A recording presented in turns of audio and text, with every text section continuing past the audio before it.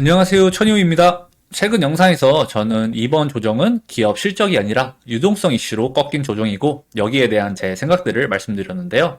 그리고 바로 다음날 나스닥이 거의 3% 가까이 강하게 반등했습니다. 반등으로 하여금 시장에서는 여러 해석이 나왔는데요. 연준 관계자 쪽에서 비둘기파적인 코멘트가 나오면서 12월 인하 가능성에 무게가 실렸다는 소식과 대형 기술주 중심으로 강한 반등이 나타났다. 이런 해석들이 있었습니다. 그런데요, 시장에서는 보통 뉴스보다 한 발 더 빠르게 움직이는데요.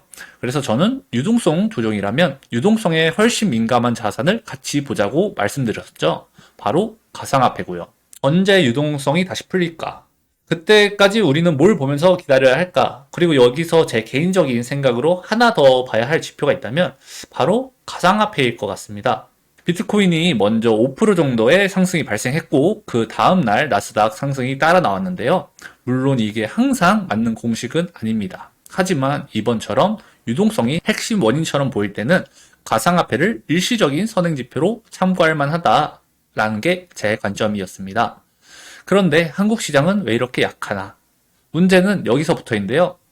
미국 시장은 저점 대비 반등이 꽤 나왔는데 국내 시장은 생각보다 따라오지 못하는 느낌이 좀 있거든요. 저는 이 이유도 지난 영상에서 말씀드렸던 것처럼 결국 국내 주도주의 성질이 흔들리고 있기 때문이라고 봅니다. 그 중심에 있는 게 뭐냐면 바로 SK 하이닉스인데요. SK 하이닉스가 부진한 이유가 두 가지가 있다면 첫 번째로는 먼저 선반영이 컸다. 밸류에이션 기대치 이슈가 있다고 보고요. 근데 이건 제가 이전 영상에서 이미 다뤘기 때문에 가볍게 넘어가고 오늘은 두 번째 이유를 보겠습니다.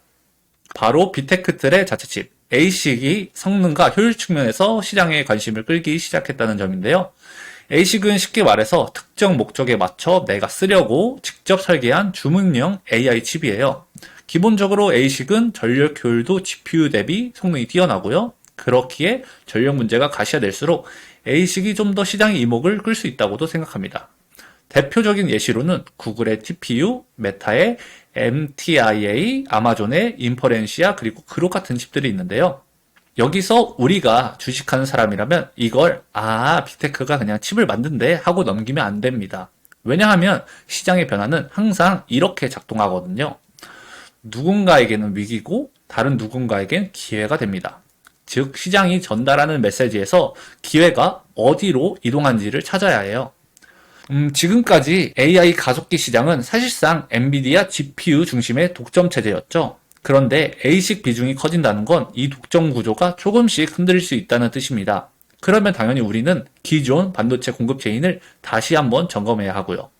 오늘은 특히 SK 하이닉스를 먼저 다루고 있었으니까 HBM 위주로 살펴보겠습니다. 여기서 중요한 포인트는 이겁니다. 현재 시장이 가장 민감하게 보는 건 A칩 한 개당 평균적으로 HBM이 얼마나 들어가냐인데요. 예를 들어 공개된 자료 설명에서는 최신 GPU 쪽은 초고용량 HBM을 강조해왔고 일부 ASIC은 상대적으로 HBM 탑재량이 낮게 알려진 케이스들이 있습니다.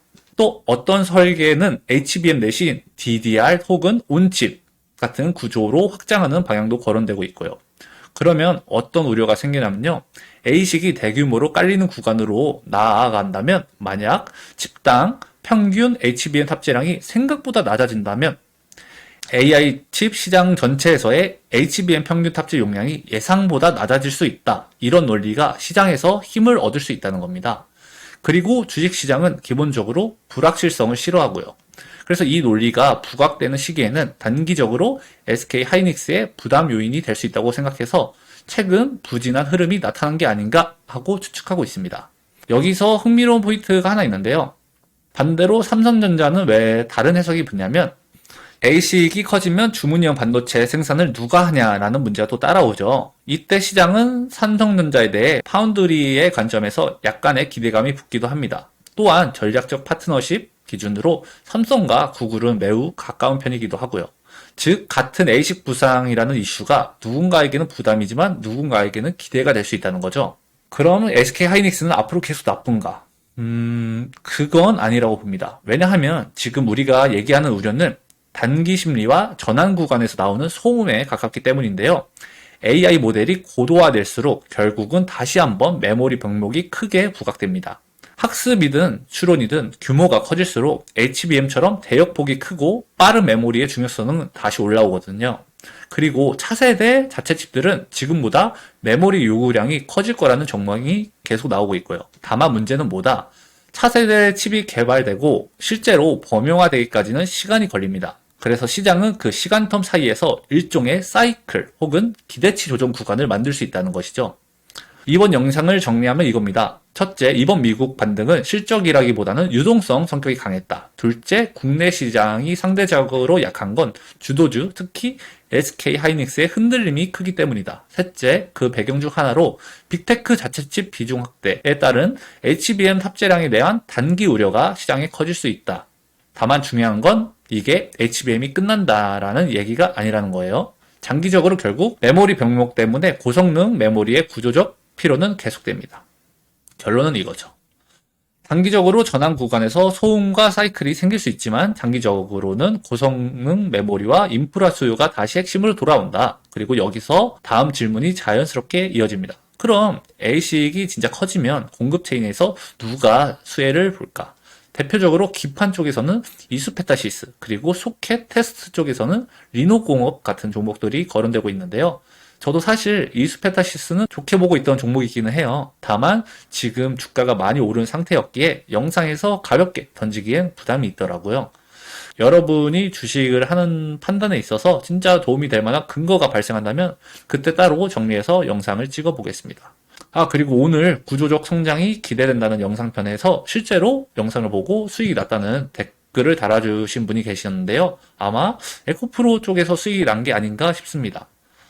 이런 댓글 보면 진짜 기분이 너무 좋습니다. 수익 축하드려요. 그럼 오늘 준비한 영상은 여기까지고요. 다음 영상에서 뵙겠습니다. 뿅.